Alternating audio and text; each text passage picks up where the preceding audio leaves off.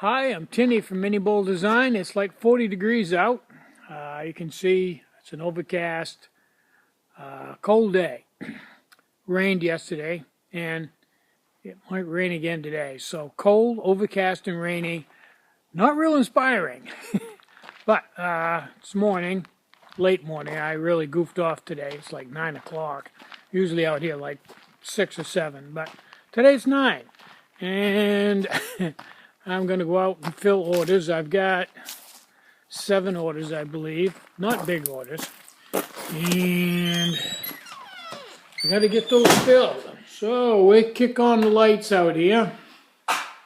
And my next project, I've had breakfast. The next project is to build a fire in the stove from dump wood. I'll probably have to go up overhead and get some dump wood.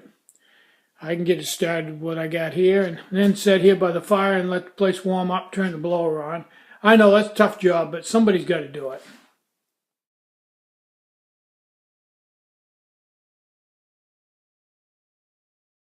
This is my wood pile that I slowly accumulated from the dump. There's a little bit of everything in here.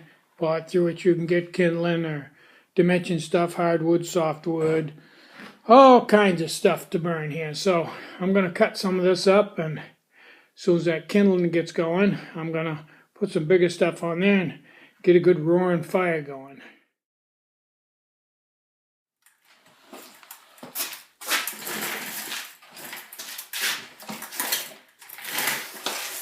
There, I got a pretty good fire going. I'll let it run for 10 minutes and let the stove get good and hot. Then I'll turn the blower on and just sit here and enjoy the fire and let it warm up in here. When it gets up to 60 degrees, then I'll start building.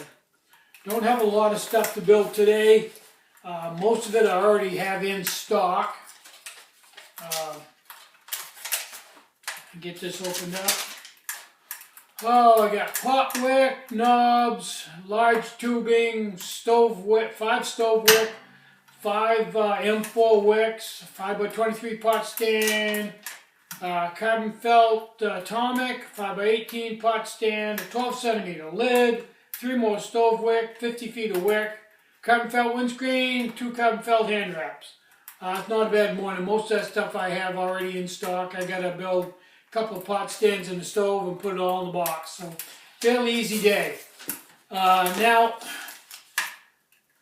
I was at the car dealership a couple of days ago and talking to the salesman then, and they said they weren't selling any cars right now. Business was completely flat because people are waiting for the election to be over with. People don't buy cars just before an election. They're waiting to see who gets elected, and that will have an effect on a lot of people and their income and everything else. So my business here in this last month of the election has been really slow. I suspect that once the election gets over with and that settles out, the stock market comes back up and people start buying for Christmas, that my business will pick up and I'll be swamped and won't even be able to keep up. Great feast of famine is the way it usually works. Right now it's really slow. No big items going out the door now and then, but so I expect to probably sell a whole bunch of SS2s. Great Christmas gift for somebody that's backpacking. Probably the most versatile, compact alcohol stove ever built.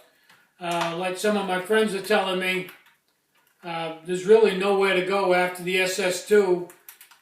I mean, just no place left to go. You pretty much taken it to the pinnacle.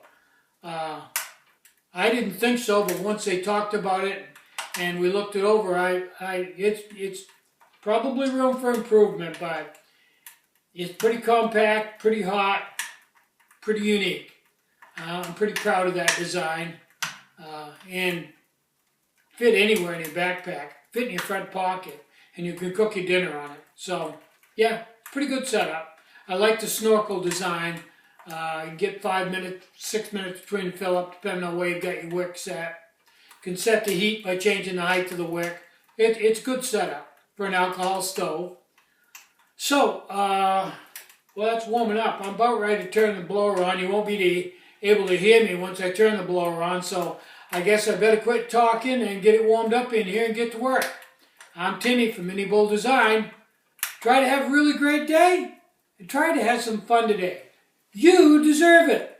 And while I'm at it, let me show you real quick an antique chair that I got off of the metal pile at the transfer station, which is exactly the same type of chair we had at work at Sylvania, where I worked there for 30 years, and I sat in one just like that every night at the lapping bench when I was lapping V's and stuff, and it brings back old memories. Vintage about 1935, I believe, and then I'll just let you go. There you go. Anybody that worked at Sylvania will look at that chair and go, yep, we had a bunch of them. They weren't in that good a shape. Most of them were all duct taped up where the upholstery had worn out and the casters were all banged up on them, but that's the chair. 1935. Good year for cork stoppers. Bye-bye.